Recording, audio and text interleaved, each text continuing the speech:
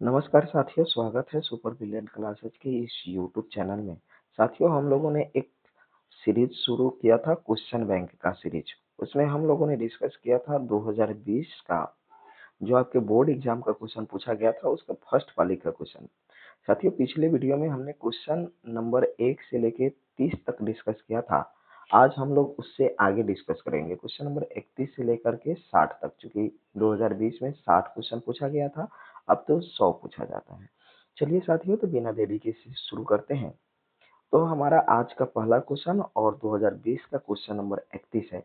मेघदूत का जर्मनी में अनुवाद किसने किया था? देखिए, मेघदूत नामक एक किताब है जिसके लेखक कौन है? तो इसके लेखक, मेघदूत नामक किताब के लेखक है कालिदास, है ना। और कालिदास की रचना है मेघदूत। और इस चैप्टर का, इस किताब का जर्मनी भाषा में अनुवाद किया था किसने? तो आप लोग जानते हैं कि इसका जर्मनी में अनुवाद किया था मैक्स मुलर। तो यहाँ पे आपका ऑप्शन नंबर सी, यहाँ पे आपका हो जाएगा ऑप्शन नंबर सी। आगे बढ़ते हैं।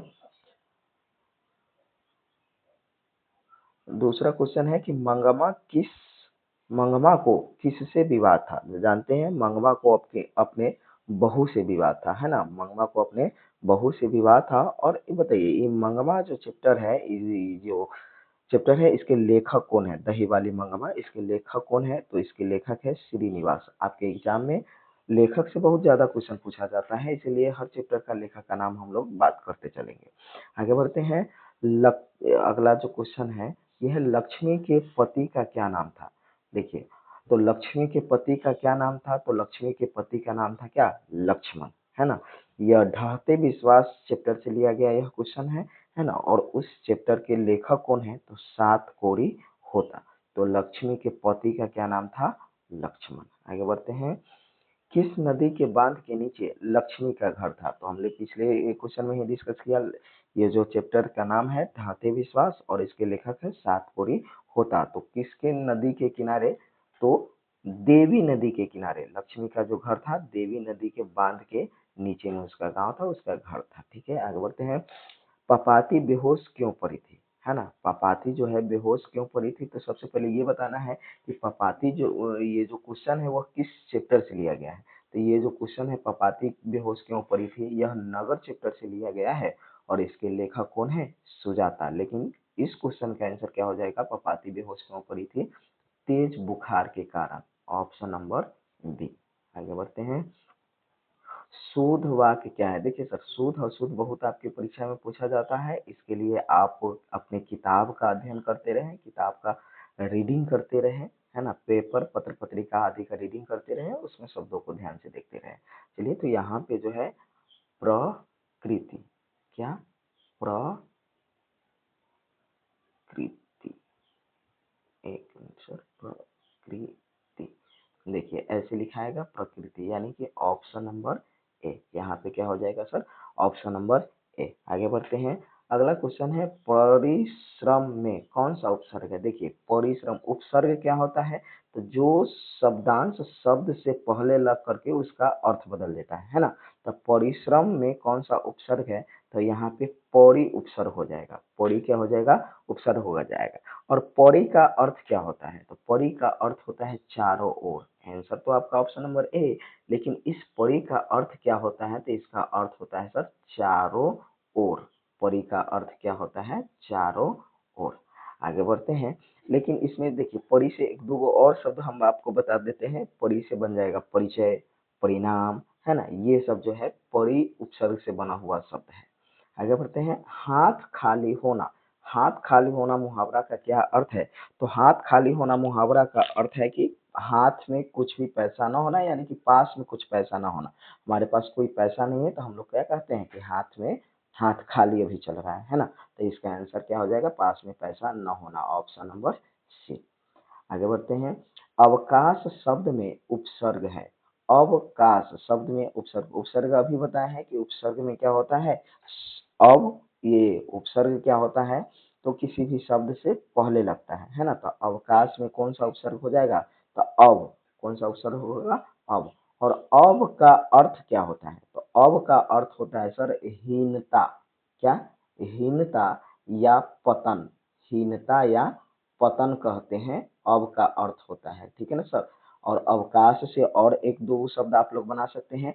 तो अवकाश से अब प्रत्यय से या सॉरी अब उपसर्ग से बना सकते हैं अवतार, अवगत, अवज्ञा, ये सब अव से बनने वाला क्या है, शब्द है। अगला क्वेश्चन पढ़ते हैं। अगला क्वेश्चन है हिरोशिमा किस देश में है ना। तो सभी आदमी जानते हैं हिरोशिमा किस देश में है, तो हिरोशिमा है जापान देश में। हिरोशिमा किस देश में है, जापान देश में। तो आप लोग बताएंगे कि हिरोशिमा पर जो परमाणु बम गिरा था वह कब गिरा था। तो परमाणु बम जो है 6 अगस्त 1945 ईस्वी को परमाणु बम गिरा था हिरोशिमा पर, जो अमेरिका ने गिराया था। और उस बम का क्या नाम था, तो उस बम का नाम था लिटिल बॉय। 6 अगस्त 1945 को हिरोशिमा पर, और फिर उसी तरह से 9 अगस्त 1945 को नागासाकी पर बम गिराया गया था। उसका नागासाकी पर जो बम गिरा था उसका नाम क्या था, तो उसका नाम था फैट मैन। यहाँ हमारा क्या आंसर हो जाएगा, option number C Japan. Hiroshima किस देश पर है, तो किस देश में है, तो जापान में है। आगे बढ़ते हैं। शिक्षा और संस्कृति की किसकी रचना है। जानते हैं शिक्षा और संस्कृति महात्मा गांधी के द्वारा लिखा गया है ना। तो यहाँ आंसर क्या हो जाएगा, option number B. Mahatma Gandhi के बारे में सभी आदमी जानते हैं, इनका जन्म हुआ था 2 अक्टूबर 1869 पोरबंदर गुजरात में। आगे बढ़ते हैं। भारत से हमने क्या सीखा, है ना, क्या है यह एक प्रकार का क्या है, तो भारत से हमने क्या सीखा, यह एक प्रकार का क्या है, भाषण है। एक प्रकार का क्या है, भाषण है। तो आप लोग बताएंगे कि भारत से हमने क्या सीखा, इस चैप्टर के लेखक कौन है, तो इसके लेखक कौन हो जाएंगे, मैक्स मुलर। किनके द्वारा दिया गया भाषण है, तो मैक्स मुलर साहब के द्वारा दिया गया भाषण है। चलिए अगला क्वेश्चन है, मैक्स मुलर को वेदांतियों का वेदांती किसने कहा है। तो मैक्स मुलर को वेदांतियों का वेदांती स्वामी विवेकानंद ने कहा है। किसने कहा है, स्वामी विवेकानंद ने। देखिए उनको ऐसा इन्होंने क्यों कहा, क्योंकि यह बहुत ही भारतीय साहित्य को लेकर बहुत ज्यादा गहन अध्ययन किए थे, और खास करके वेद वेदांतों का बहुत ज्यादा नॉलेज रखते थे, है ना। तो इसीलिए स्वामी विवेकानंद से जब उनकी मुलाकात हुई तो उन्होंने, स्वामी विवेकानंद जी ने अपने एक पत्र में उनको क्या, वेदांतियों का वेदांती कहा है। आगे बढ़ते हैं। दधीची के हड्डी से क्या बना था। देखिए दधीची नामक एक बहुत ही प्रसिद्ध ऋषि हुए थे, और उनके हड्डियों से जब वो अपने शरीर को छोड़ करके परमधाम को गए थे, तब उनके हड्डियों से 2 गो धनुष बना था। कितने धनुष बने थे सर, 2 गो धनुष बना था। और दोनों धनुष को तोड़ने के लिए भगवान को धरती पर अवतार लेना पड़ा। आप लोग जानते हैं कि पहले रामा अवतार में आए थे प्रभु ने, भगवान राम ने, और जनकपुर में धनुष भंग कर करके माता सीता से उनका विवाह हुआ था। और दूसरा धनुष कृष्णा अवतार में उन्होंने तोड़े थे, जब वो कंस से मिलने जाते हैं, मथुरा को मिलने जाते हैं। तो यहाँ पे क्या आंसर हो जाएगा मेरा सर, ऑप्शन नंबर बी। आगे बढ़ते हैं। श्रम विभाजन और जाति प्रथा के लेखक कौन है। तो इसमें कुछ कहने वाला बात नहीं है, मान लो आप लोगों ने बहुत बार पढ़ा है। श्रम विभाजन एवं जाति प्रथा के लेखक कौन है, तो Bhimrao Ambedkar. Option number A, option number A. यह क्या है, चलिए ये बता दीजिए कि यह क्या है, निबंध है या फिर कहानी है, ललित निबंध है, क्या है ये, आप लोग कमेंट सेक्शन में बताएंगे। आगे बढ़ते हैं। अगला क्वेश्चन है, बाबा साहब अम्बेडकर जी का जन्म कहाँ हुआ था, कब और कहाँ हुआ था। चलिए बाबा साहब अम्बेडकर जी का जन्म जो है 14 अप्रैल 1891 ईस्वी में महू मध्य प्रदेश में। कहाँ, महू मध्य प्रदेश, महू मध्य प्रदेश में इनका जो है जन्म हुआ था। ठीक है, आप लोग जानते हैं कि 14 अप्रैल 1891 इनका, ऑप्शन नंबर ए। आगे बढ़ते हैं। 20 के दांत कहानी के रचयिता कौन है। चलिए 20 के दांत कहानी के रचयिता कौन है, तो ये है नलिन विलोचन शर्मा। कौन है, नलिन विलोचन शर्मा। इनके द्वारा लिखा गया है 20 के दांत कहानी। जानते हैं इसमें मदन रहता है और खोखा रहता है ना, जानते हैं सभी आदमी। चलिए आगे बढ़ते हैं। मैक्स मुलर के अनुसार सच्चे भारत का दर्शन कहाँ हो सकता है। तो मैक्स मुलर के अनुसार हमारे पास 4 ऑप्शन है, मुंबई, दिल्ली, ग्रामीण भारत में, कोलकाता में। तो आप लोग जानते हैं कि हमेशा जो है ना भारत का, ओरिजिनल भारत का दर्शन करना है तो आइए हमारे गांव में, आइए हमारे गांव में, यानी कि ग्रामीण भारत में जो है आपको सच्चे भारत का दर्शन होगा। आगे बढ़ते हैं। पराजय में कौन सा उपसर्ग लगा हुआ है? पराजय में कौन सा उपसर्ग लगा हुआ है? बहुत इसमें उपसर्ग से बहुत सारा क्वेश्चन पूछा गया है। तो पराजय में कौन सा उपसर्ग लगा हुआ है? तो परा उपसर्ग लगा हुआ है। कौन सा उपसर्ग लगा हुआ है सर? परा। और परा का अर्थ क्या होता है? परा का अर्थ होता है सर उल्टा। परा का अर्थ क्या होता है? उल्टा या नाश, है ना? उल्टा या नाश, ये परा का अर्थ होता है, ठीक है ना? और पराजय में कौन सा उपसर्ग लगा हुआ है? तो परा उपसर्ग लगा हुआ है। मेरा आंसर क्या हो जाएगा? Option number B. और परा से अगर कोई अदर शब्द आप बनाना चाहें तो बना सकते हैं। परा से बन जाएगा पराक्रम, पराजय, है ना? आगे बढ़ते हैं। अगर अगला मेरा क्वेश्चन है, किसने कहा था सब पुराने अच्छे नहीं होते और सब नए खराब नहीं होते? यह किनकी कहना है? यह कालिदास जी का कहना है। किनका कहना है? कालिदास जी का कहना है कि क्या सब पुराने अच्छे नहीं होते और सब नए खराब नहीं होते। चलिए, आप लोगों के लिए यह वर्क है कि आप लोग कमेंट सेक्शन में किस चैप्टर से क्वेश्चन बना है उस चैप्टर का नाम लिखेंगे। चलिए, अगला क्वेश्चन है, अविन्यो किस नदी के किनारे स्थित है? तो हम लोग जानते हैं कि अविन्यो जो है रोन नदी के किनारे स्थित है। Option number A. और रोन नदी कहाँ पड़ता है? किस देश में पड़ता है? तो रोन नदी फ्रांस देश में पड़ता है। किस देश में पड़ता है सर? फ्रांस देश में पड़ता है। चलिए आगे बढ़ते हैं। मछली कहानी में किस वर्ग का जीवन वर्णित है ना? देखिए, हमारे समाज में 3-4 वर्ग का आदमी निवास करता है ना? निम्न वर्ग का, मध्यम वर्ग का, उच्च वर्ग का, किसान, ये सब क्या है? तो हमारे समाज में उत्पन्न यानी कि रहने वाले लोगों का वर्ग है, टाइप है। किस टाइप का वर्ग, किस टाइप का लोग हमारे समाज में रहते हैं? तो ये जो मछली कहानी है, यह मध्यम वर्ग के लोगों के लिए है, यानी कि ऑप्शन नंबर सी। चलिए, आप लोग बताइए मछली कहानी के लेखक कौन है? तो मछली कहानी के लेखक कौन है? तो विनोद कुमार शुक्ल। मछली कहानी के लेखक कौन है? विनोद कुमार शुक्ल। बिरजू महाराज की ख्याति किस रूप में है? अगला क्वेश्चन, बिरजू महाराज की ख्याति किस रूप में है? जानते हैं बिरजू महाराज जी क्या काम करते थे? नर्तक थे, तबला बजाते थे, कि शहनाई बजाते थे, कि संतूर बजाते थे? चलिए, जानते हैं कि बिरजू महाराज नर्तक थे, डांस करते थे। और किस प्रकार का डांस करते थे? तो कथक डांस करते थे। कौन सा डांस करते थे? कथक डांस करते थे। यहाँ option number A, Kathak dance करते थे। कौन? बिरजू महाराज। चलिए आगे बढ़ते हैं। भाववाचक संज्ञा का उदाहरण कौन है? देखिए, भाववाचक संज्ञा, संज्ञा तो जानते हैं, ऐसा शब्द जिसको सुनने से हमको भाव उत्पन्न हो, है ना? तो यहाँ पे क्या हो जाएगा? सर्दी।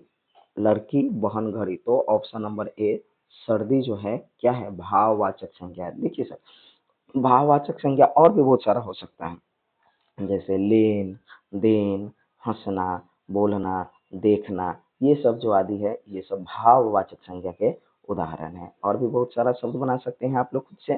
चलिए अगला क्वेश्चन है, आध्यात्मिक शिक्षा से गांधी जी का क्या तात्पर्य है? आध्यात्मिक शिक्षा से गांधी जी का क्या तात्पर्य है? तो यह हृदय की शिक्षा, व्यवहारिक शिक्षा, तकनीकी शिक्षा की व्यापारिक शिक्षा? तो हम लोग जानते हैं आध्यात्मिक। आध्यात्मिक मतलब क्या? अपने अध्यात्म से रिलेटेड, है ना? अपने हृदय से रिलेटेड। तो यहाँ पे क्या हो जाएगा? ऑप्शन नंबर ए, आध्यात्मिक शिक्षा से रिलेटेड के है हृदय की शिक्षा। मेरे बिना तुम प्रभु कविता के हिंदी में रूपांतरण किसने किया था? देखिए, सबसे पहले ये बताइए कि मेरे बिना तुम प्रभु कविता के लेखक कौन है? तो इसके लेखक है रेनर मारिया रिल्के, है ना? रेनर मारिया रिल्के मेरे बिना तुम प्रभु के कविता के लेखक हैं। फिर है, इसको हिंदी भाषा में किसने अनुवाद किया था? तो धर्मवीर भारती। कौन? Dharmveer Bharti. Option number D, है ना? धर्मवीर भारती जो है इनका हिंदी में अनुवाद किए थे। कुंवर नारायण कवि है, बताइए कुंवर नारायण कवि है कैसी? ग्राम संवेदना, नगर संवेदना, ममत्व संवेदना की पितृत्व? तो यहाँ पे हो जाएगा नगर संवेदना, ऑप्शन नंबर बी। और ये बताइए कुंवर नारायण के द्वारा लिखा गया चैप्टर का नाम यहाँ पे बताना है, किस चैप्टर को लिखे हैं? तो कुंवर नारायण ने एक वृक्ष की हत्या, कौन? एक वृक्ष की हत्या नामक चैप्टर लिखे हैं आपके पाठ्य पुस्तक में। अगला क्वेश्चन है, सेनापति में कौन समास है? तो सेनापति में कौन सा समास है? तो सेनापति में सर तत्पुरुष समास, ऑप्शन नंबर बी। देखिए तत्पुरुष समास किसको बोलते हैं? जिसका दूसरा पद प्रधान होता है ना? और इसमें जो का, के, की, ई सब का जो है लोप हो जाता है ना? जैसे गंगा का जल गंगा जल कहलाएगा, है ना? राजा का पुत्र राजपुत्र कहलाएगा, है ना? तो इस तरह का जो शब्द होता है ये सब कौन सा तत्पुरुष समास का उदाहरण हो जाएगा। चलिए आगे बढ़ते हैं। अगला क्वेश्चन है, मित्र शब्द का भाववाचक संज्ञा में रूपांतरण बताइए। तो मित्र शब्द का भाववाचक संज्ञा में रूपांतरण क्या हो जाएगा? तो मित्रता। मित्र से क्या बन जाएगा सर? मित्रता। Option number B. Option number क्या हो जाएगा सर? बी। आगे बढ़ते हैं। अच्छा यहाँ पे और बताइए, और भी भाववाचक संज्ञा है बना सकते हैं। जैसे देखिए व्यक्तिवाचक संज्ञा से या जातिवाचक संज्ञा से जो है हम लोग भाववाचक संज्ञा बना सकते हैं, है ना? तो जैसे लड़का से क्या बनेगा? लड़कपन। भाई से बनेगा भाईचारा। जाति से बनेगा जातीयता। ये सब जो शब्द है ये सब बन जाएगा क्या? भाववाचक संज्ञा। आगे बढ़ते हैं। अगला और लास्ट क्वेश्चन है मेरा यहाँ पर। जनतंत्र का जन्म कविता के कवि का नाम क्या है ना? जनतंत्र कविता के कवि का नाम क्या है? तो क्या नाम है इनका?